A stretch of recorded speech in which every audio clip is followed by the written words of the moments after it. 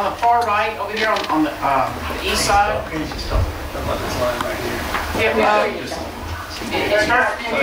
it starts blue and then that small red. Well, it just that's not the just didn't pick it up. That he's got to go in there and change that color. There's not a child there, but Okay, so that's still going to be blue right there. right. yes, Okay. it's going to follow. We tried to follow so that when you look at subdivisions where Bonnie will have to go in and put buses through there and have easy exit out, and she can just go down Old Pass and south and come on to Okay. So we did try to look at that. So once this is approved, it will go to her for her to begin tweaking bus routes, and then this will finalize what we have to do so we can notify parents where their children will go next year. That's the big concern for parents. So we're still balancing Quarles and Reeves, and still have some There's room for growth. Quarles is going to be smaller right now. That was the only way to do it, to try to balance out some of these other issues. Free reduced lunch and discipline, and bus routes. and bus routes. But the growth will come in with tuition at Quarles, and also CD base and any apartments that are scheduled out there to come in. So are we making kids go to a bus stop, 15, 20 minutes earlier than they were last year? They're not going to be going any earlier than the McCon students at bingo. Because they're still going to have, the bus routes aren't going to change that much.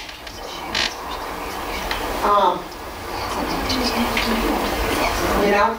What are the what's the starting times? What are the starting times? McCon's probably going to be at 7:30. That's not in stone yet, but then the other two elementary are going to be 8 o'clock. What is it now? Same way. But those other kids will be going to get on the buses a lot earlier. Well, Because they're going to the 8 They're going to o'clock. have to go in a little bit earlier, but there's only about a 20-minute swing right now between where the kids are delivered to school.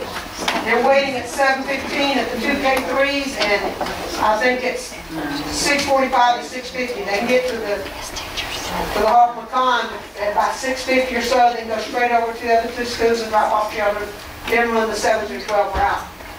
So it's going to be a little bit earlier for Reeves and Quarles, but it's not any earlier than McCon children have been doing for 5 years.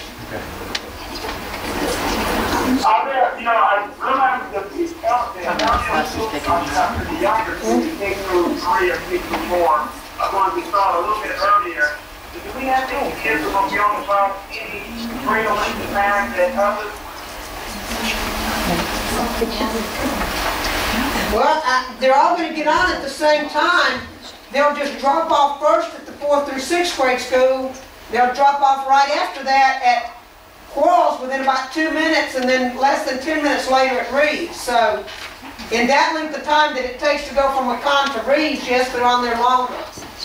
Yeah, well, I was really focused more on the younger kids that, that fourth, fifth, we know that they're going to pick us off those a little bit earlier, but, the younger kids don't want to, too long, I guess.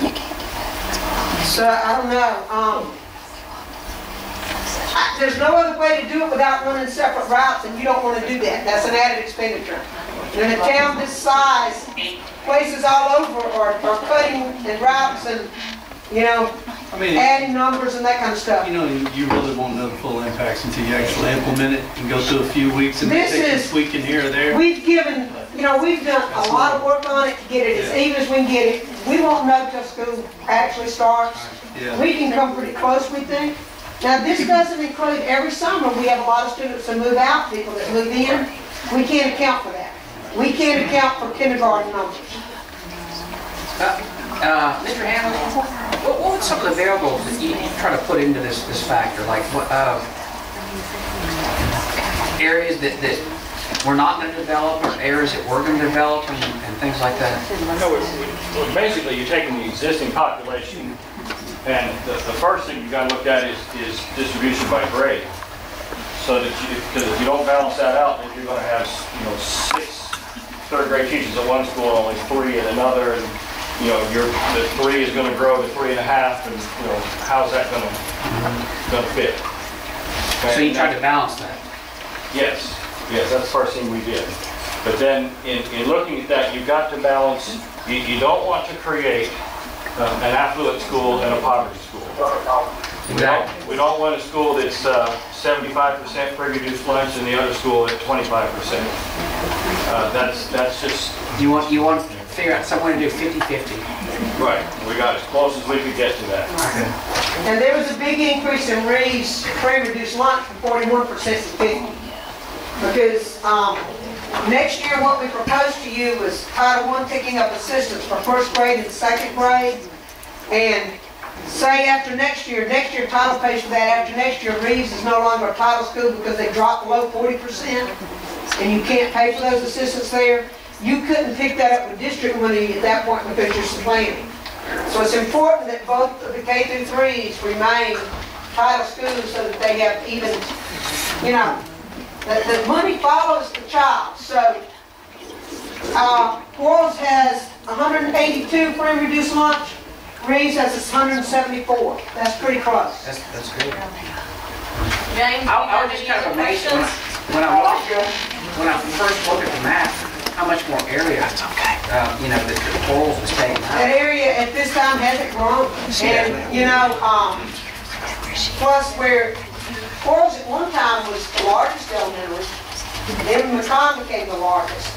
But those areas where Quarles had a large number of students, the population has gotten older and the students have grown and moved out. So, Good job. thank you for all the work that you put into it. that's, Angie, Yes. just one question. And this is actually not a question that you can have right now, other than the fact that, you know, all these, Rita and all, some of the funds from, come up with the best, zoning for the district. You know, the free and reduced lunch, the ethnic layout, and all the other stuff. Is that favorable to review, letting me not pay a bomb or, you know, whatever it's not? All of this was sent out. well, this one was all the different scenarios. We might have some left. I don't know if we have all of them left. It was taking up so much room, we'd dump it because we'd start getting confused, quite honestly, when we tried different scenarios. We could get some of it to you. We could get you the map of where. You can't go back now. James, it really does look like they put a lot of effort in here. It looks like it's all strategically done. It's well proportioned. I don't, with the numbers and all that are given to us, I don't really see the need to bend it or postpone it. I think it looks like a good proposal and to go ahead and accept it. Oh, no, I'm not in favor of it. What is the Well, he question? just wants the data. He just wants the data that made up this decision. Okay, Just for that's information fine. purposes. That's All fine. right, Jim will send that to you. So moving along, can All I right. go through the questions? Yeah. just a second. You can't get, the way this program works is when you take students, you move a line, you take students from one Excel spreadsheet Yeah. to another. So once you move it, there's no going back. and Right, getting the and whole we're not spreadsheet. going to change what you've done. We're in agreement with what you did. We just want the data that made up. This, I can give you. Yeah, that's no problem. I can't give you. Yeah, we're not gonna change it. Scenario 2, because No. they don't No, exist. just No. this That's one. what he's looking for. This is Yeah, what he's looking for. that's all. I can get that out. Okay. Oh, Doing that, and like I said, we were pleased when we looked and we could keep 4 through 6 Yeah. discovery at an elementary because parents, and we had worked it out at the middle school where we could have kept them completely separated. They wouldn't be in a bus with middle school. They wouldn't have been eating with middle school. But for now, we could put them at Quarles, and I think parents will be happier with that for as long as we can do that. All right, I like the proposal. Do I have a motion to accept the proposed redistricting as presented? Motion. We already have Yeah, a already motion. motion. All in favor? Aye. All opposed? All right, good deal. Way to go. Thank you, Jim, and Carol. It's a lot of work. Christy and Jamie, the principals, we were all many different scenarios. It's a lot of work. And Jim would have to get the scenarios and then have to plot it all. All right. Number